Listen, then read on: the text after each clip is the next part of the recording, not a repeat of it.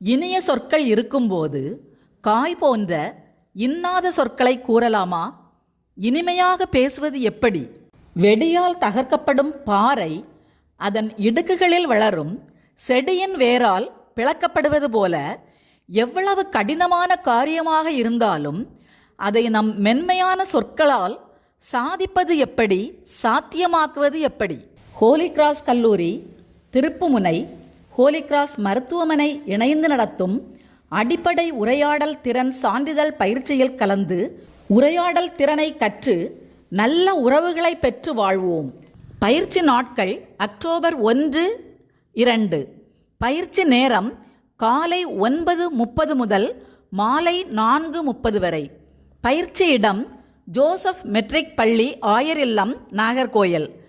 பயிற்சி இயக்குனர் doctor father Nelson.